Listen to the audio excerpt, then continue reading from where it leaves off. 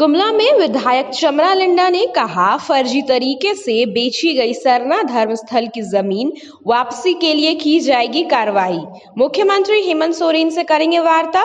कार्तिकराव college के बगल में अवस्थित 8 एकड़ सरना जमीन के वापसी को लेकर सरना धर्म बचाओ महारैली कार्यक्रम की तैयारी गुमला जिले में शुरू कर दी गई है। ये कार्यक्रम 8 अप्रैल को निर्धारित था, जिसे बढ़ाकर अब 13 मई 2021 तक कर दिया गया है। सरना धर्म बचाओ महारैली की तैयारी कार्यक्रम के संरक्षक विधायक चमरा लिंडा तथा विधायक जिगा सुसारन होरो ने स्थानीय गुमला स्थित परिसदन में पत्रकारों से मुखातिब होते हुए कहा कि कोरोना संकट को बढ़ते देख ये निर्णय लिया गया है। 13 मई को सरना धर्म बचाओ महारैली गुमला के पुगु सरना धर्म स्थल पर किया जाएगा। विधायक लिंडा ने कहा कि पुगु के सरना धर्म स्थल पर आदिवासी छात्र संघ एवं सरना प्रार्थना सभा के द्वारा स्वर्गीय कार्तिक ओरांव के पुण्यतिथि के अवसर पर कार्यक्रम का आयोजन प्रत्येक साल 20 वर्षों से की जा रही है। यह आदिवासियों के धार्मिक रीति रिवाज से जुड़ा हुआ है।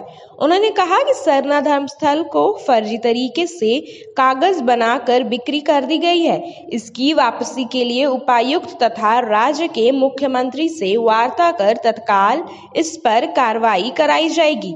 उन्होंने कहा कि 1946 से ये सरना स्थल जो है वो आदिवासियों के नाम से खतियान में दर्ज है।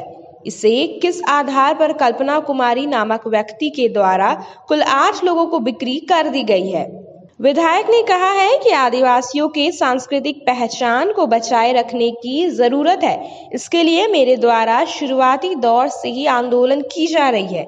इसके साथ ही सरना कोड को लेकर भी आंदोलन की शुरुआत कर दी जाएगी।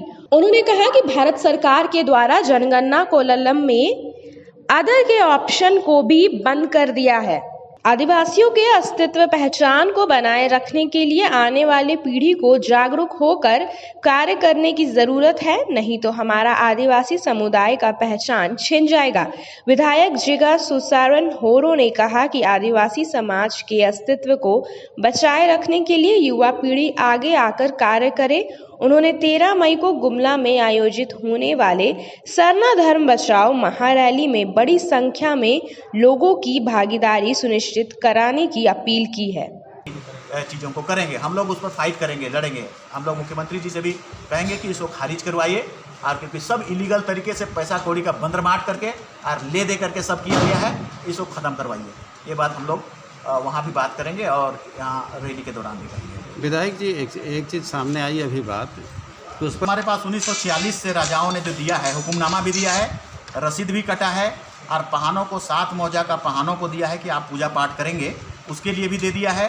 खतियान भी है, और उस खतियान में भी बकाबजे में भी पूरे आदिवासियों का नाम है, और बायां साइड जो होता है उसमें भी आदिवासियों का नाम है। लेकिन बस बजिया सब मालिक है। लेकिन बस आदिवासी बस डिपो का बस डिपो ऐसा कहिएगा, पूरा शास्त्री नगर खाली हो जाएगा।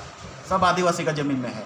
गलत कंपनसेशन किया है। अभी मैंने विधानसभा में आवाज़ उठाया कि 99 के बाद कंपनसेशन इलीगल है कि इलीगल है, बोला इलीगल है। अगर इलीगल है तो पूरा शास्त्री नगर खाली हो जाएगा। ये लैंड वेस्ट होने के बाद तो ज़मींदारों को लिमिट किया गया, उसको रेंट फिक्सेशन किया गया। उतना ही ज़मीन आपका होगा, रेस्ट ज़मीन सरकार का होगा, या तो जो जोतकार का है, जो इसका कब्जा है वही होगा। यही लॉ है, लैंड रिफॉर्मेशन एक्ट में 5, 6, 7 धारा है, उसमें यही एक्ट है और इसी के अनुसार चलना है। आदिवासियों का एक तरह से हम कहें कि एक तीर्थ स्थल के रूप में सरना स्थल विद्यमान था। पिछले 20 सालों से वहाँ कार्तिक जयंती के समय में सम्मेलन होता था, रात भर सम्मेलन होता था। उसमें आदिवासियों का दर्शन पर, उसका कर्मकांड पर और उसकी सभी पर्व त्योहारों पर विचार विमर्श होता था। अभी पिछले 6ठा महीना में कोरोना के समय में लोगों ने उसको बेच दिया। जब हम लोगों ने पता पाया कि बेचा कैसे, तो उसमें पता चला कि राजा का कोई है, उसने बेच दिया, और गुमला के लोगों ने, कई तरह के लोगों ने उसको खरीद लिया। अब हम लोगों ने ये क्वेश्चन उठाना शुरू किया कि ये गुमला के ये सरना ज़मीन ना राजा का है, ना राजा का कल्पना कुमारी का है।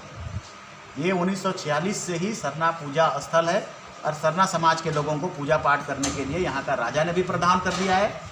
और ज़मींदारी वेस्ट होने के बाद भी ये राजा का नहीं हो सकता है, क्योंकि उसके पास कोई एम फॉर्म है नहीं, उसने कोई दिखाया नहीं, कोई रेंट फिक्सेशन दिखाया नहीं, और इसलिए हम लोग 8 तारीख को रैली का घोषणा किए थे कि सारे सरना समाज के लोग इसका प्रतिकार में उपस्थित हों और इन लोगों को जिसने किया है और जो करवाया है उन लोगों का पर्दाफाश हो और उसको हम लोग अपने कब्जे में लें और सरकार को भी मेमोरेंडम दें कि इसको रद्द करें।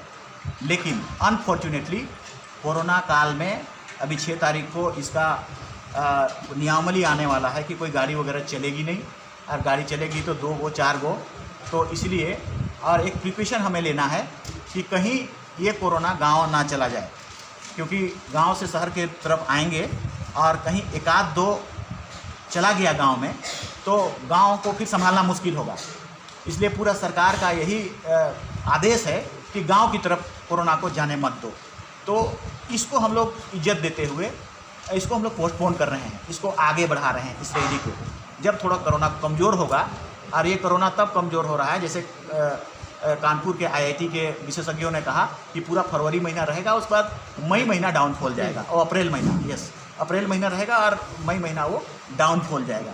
तो हम लोगों ने 13 मई को उस रैली को पुनः आयोजन करने का घोषणा किया है और आपके माध्यम से कर रहे हैं ताकि आम जनता को ये पता चलेगा, क्योंकि तैयारी तो चारों तरफ हो गई है।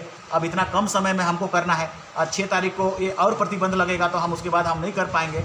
तो अभी 4 दिन पहले आप लोगों के माध्यम से ये घोषणा हम लोग कर रहे हैं कि थोड़ा रुक जाएंगे और 13 के लिए तैयारी सब लोग करेंगे और उसी दिन हम लोग उस मैदान में सभी बातों को बताएंगे, नियम का, कानून का, और सरना समाज के सर्वाइवल के लिए सारी चीज़ों को करेंगे। हम लोग उस पर फाइट करेंगे, लड़ेंगे। हम लोग मुख्यमंत्री जी से भी कहेंगे कि इसको खारिज करवाइए, और क्योंकि सब इलीगल तरीके से पैसा कौड़ी का बंदरमाट करके और ले दे करके सब किया गया है, इसको ख़त्म करवाइए। ये बात हम लोग वहाँ भी बात करेंगे और यहाँ रैली के दौरान भी करेंगे। विधायक जी, एक चीज़ सामने आई अभी बात, तो उस पर हमारे पास 1946 से राजाओं ने जो दिया है, हुक्मनामा भी दिया है, रसीद भी कटा है, और पहानों को 7 मौजा का पहानों को दिया है कि आप पूजा पाठ करेंगे, उसके लिए भी दे दिया है। खतियान भी है और उस खतियान में भी, बकाबजे में भी पूरे आदिवासियों का नाम है। गुमला से अजीत सोनी की रिपोर्ट।